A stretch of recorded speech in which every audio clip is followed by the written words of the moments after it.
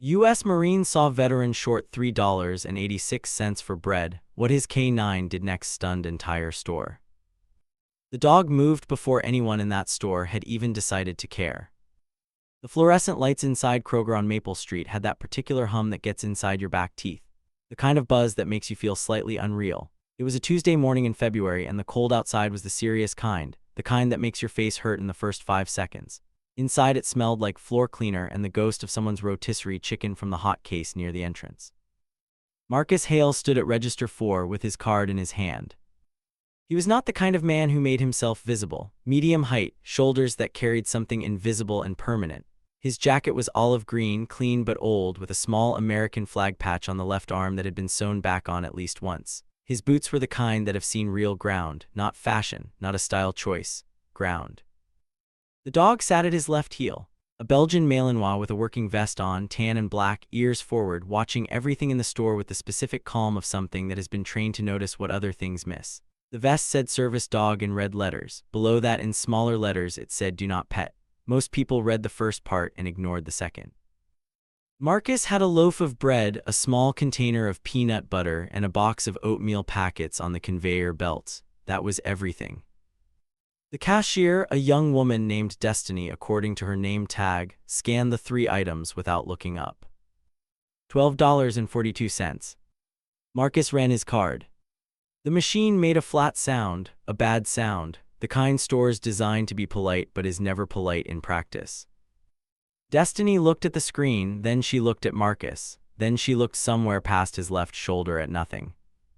He tried it again. Same sound.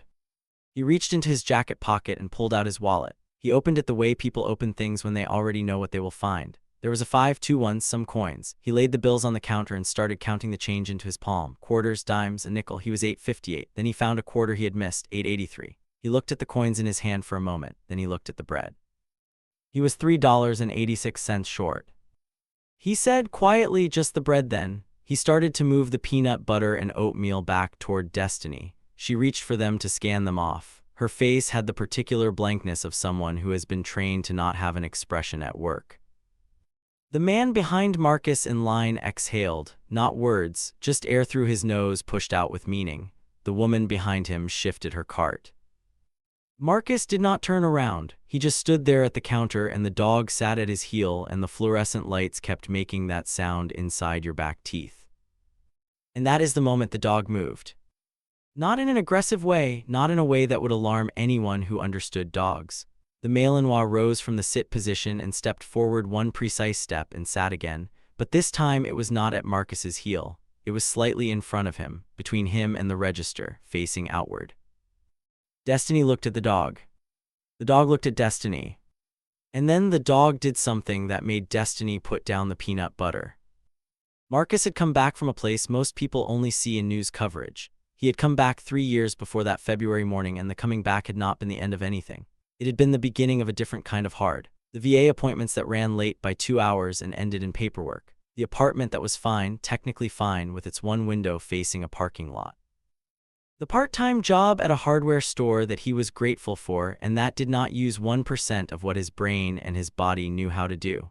The mornings that started before dawn, not because he chose them, but because sleep made decisions without consulting him. The dog's name was Hector.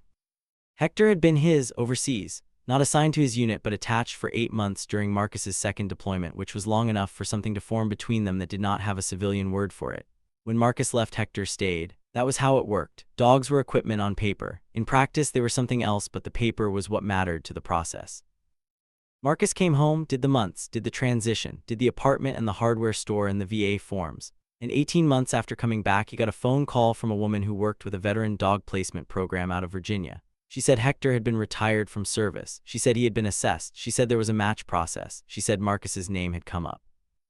He had not cried on that phone call. He had gone to the bathroom after it and stood with his hands on the sink and the cold water running, and he had looked at himself in the mirror for a long time. 3 weeks later, Hector walked off a transport carrier in a vest that said Service Dog and sat at Marcus's left heel like no time had passed. The hardware store let him bring Hector in. That was when he started to sleep a little better. The weeks before that Tuesday in February had been harder than the months before them. His hours at the store had been cut, not fired, just less. The manager, a man named Phil who wore short sleeves in winter and spoke in a voice like he was always slightly disappointed, had said it was scheduling. He had said it without looking at the timesheet he was holding. Marcus had said okay. That was another thing people noticed about him if they were paying attention. He said okay to things that other people would argue about, not because he was weak, because he had calibrated what was worth energy and what was not. Phil and his short sleeves and his scheduling decisions were not worth energy. The bread and the peanut butter and the oatmeal were not about pride, they were about eating, and right now he could not do all three. Just the bread then. The sound of his card being declined had a weight to it that had nothing to do with money. It had to do with the feeling that the system he served had a very specific memory and a very short one. But then Hector moved. What Hector did was not complicated. Dogs do not do complicated. What Hector did was precise. He stepped forward. He sat. He looked at Destiny. And then he lifted his right paw and placed it on the edge of the conveyor belt very gently and looked at the peanut butter that was about to be taken away. Destiny stopped moving. She had a younger brother who was 7. He was autistic and he had a therapy dog, and she knew what a working animal looked like and what it was doing when it was communicating something. She had seen her brother's dog tap things when her brother was anxious. She had seen it place its body between her brother and a door that was making him scared. She knew what intentional looked like in a dog. This was intentional. She looked at the paw on the conveyor belt. She looked at Marcus. She looked at the $3.86 sitting in the gap between what he had and what the screen said he needed. She did not ask her manager. Her manager was Phil equivalent, and the moment was not a Phil moment. She reached under the counter. There was a small ceramic jar next to the tape dispenser and the extra receipt paper. A lot of registers have them. They are for the pennies people throw in, the difference people cover when someone is a few cents short, the small arithmetic of strangers deciding to make a transaction work. This jar had been started by the cashier on the morning shift, a retired schoolteacher named Gloria who put $1 in every Monday and said it was for whoever needed it that week. Destiny opened the jar. She counted out $3 from it. Then she looked at the coins on the counter and counted out 86 cents from the jar to meet what Marcus had there. She ran it through. The machine made the good sound this time. She put the bread and the peanut butter and the oatmeal in a bag and passed it across to Marcus. She did not say "You're welcome" for our veterans or anything like that. She said "Have a good one," the same thing she said to every customer. Marcus picked up the bag. He nodded. He said "Thank you, Destiny." He used her name. He had read her name tag. The woman behind him in line, whose name was Sandra, who had exhaled through her nose with meaning, watched all of this from 3 feet away. She had watched Hector's paw on the belt. She had watched Destiny open the jar. She had watched Marcus pick up the bag, and something happened in her chest that she was not prepared for on a Tuesday morning at a grocery store before 9 in the morning. She had a son who was 22. He had enlisted 8 months ago. She had not told anyone at the store that. She had not told anyone anywhere that, because the telling of it required her to also tell the feeling that came with it, which was the feeling of handing something that was yours to a system that kept no promises. She looked at the back of Marcus's jacket, the flag patch sewn back on. She looked at Hector walking at his left heel, straight and steady and paying attention to everything. She thought about her son. She did not say anything, she just watched them walk to the door. The automatic door opened. The cold outside came in for a second. Actual cold, February serious kind. It hit Sandra in the face for just a moment before the door closed again. Marcus and Hector walked out into it. Now here is where the story should have ended if it were the kind of story that ends cleanly. Man short on money, dog makes a moment happen, cashier helps, quiet gratitude exchanged, everyone goes home. But Sandra was already pulling out her phone. She was not the type to do that. She would have said that about herself before that morning. She did not post things. She did not think her reactions needed an audience. But she had watched something that her brain recognized as real in a world that mostly showed her things designed to look real. And the difference between those two things was suddenly very clear. And she was not willing to let it stay just in that fluorescent lit store between her and a ceramic jar and a name tag that said Destiny. She had taken a video. She had not decided to. Her hands had done it while her brain was still catching up. It showed Hector's paw on the belt. It showed Destiny counting from the jar. It showed the back of Marcus's jacket and the flag patch, and then it showed the door opening and the cold coming in. She posted it without writing much. She wrote what she saw: a veteran short a few dollars for groceries. His service dog put his paw on the counter. The cashier opened the tip jar. She put her phone back in her purse and put her groceries on the belt, and that was the last decision she made that Tuesday that felt ordinary. By noon, the video had been watched 400,000 times. By 3 in the afternoon, it was over 2 million.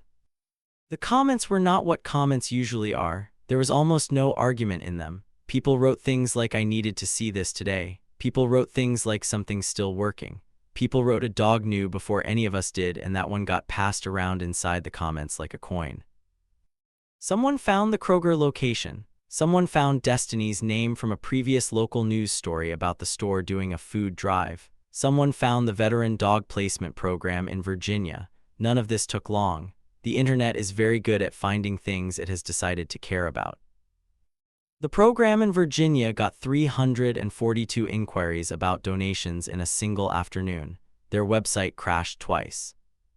Destiny came home from her shift at 6:15. Her mother called before she got her key in the door. Her mother said her name the way mothers say names when they are feeling too many things to arrange them. Destiny had not checked her phone during her shift because Phil had a rule about phones on the floor. She stood in her hallway and watched the number on the video go up while she was still in her coat. She did not feel famous. She felt seen in a way she was not sure she deserved, since all she had done was open a jar that someone else had started. Marcus found out from his neighbor, a retired postal worker named Earl, who knocked on his door at 7:30 that evening and held up his phone and said, "Son, you are all over the place." Marcus stood in his doorway in his socks with Hector sitting at his left heel and watched himself on Earl's phone screen for about 15 seconds. Then he watched Hector's paw on the belt. He watched that part twice. He said, "That's something, Earl." Earl said, "It really is." Marcus said goodnight and closed the door and stood in his apartment for a while. The parking lot window let in the light from the lot outside, yellow-orange security light, the kind that makes shadows lean long and flat. He scratched Hector behind the ears. Hector leaned into it. Marcus thought about the moment, not the video, the actual moment. He thought about standing at that register with the coins in his hand and the weight of the declined card and the man behind him breathing out through his nose. He had felt, in that moment, the specific feeling of being exactly as invisible as the system had decided he should be. And then Hector had moved. He had not commanded him to. Hector was trained for many things. He was trained for disruption management and crowd work and specific medical alert responses. He was not trained for grocery store registers. What he had done at that belt was not a command. It was Hector being Hector, which was a thing that Marcus had watched for 8 months overseas and still did not fully have words for. Hector noticed people. He noticed the space between what people said and what they meant. He noticed when the air around Marcus changed, and he moved toward it. He had noticed the bread being taken away, and he had said no in the only language available to him. Marcus looked at him now in the yellow-orange light from the parking lot window. The video would go wherever it went. The program in Virginia would get their donations. People would feel what they felt, and then they would scroll to the next thing, and that was how it worked, and Marcus had no complaint with any of it. What he knew, which the video could not show, which no number could hold, was that there are things that happen between a person and an animal that are not about training or command or function. There are things that form across 8 months in a place where everything is loud and fast and stakes are permanent. Things that do not get filed in any paperwork. Things that keep walking at your left heel for 3 years without being asked. He gave Hector the last piece of the bread that night. Hector took it out of his hand very gently, the way he always did, the way he had always done, even in the places where gentleness seemed impossible. In the morning, there were 17 messages from reporters on the hardware store's public line, and Phil was going to have a very specific kind of Tuesday. Marcus put on his boots and put on his jacket and touched the flag patch on his sleeve, the sewn-back one, and took Hector's leash in his left hand. There were things that had not been said out loud. There were things that would stay unsaid. That was not a wound. That was just how some things lived, quiet and present and walking beside you in the morning cold, ears up, watching everything, ready for whatever the day decided to be.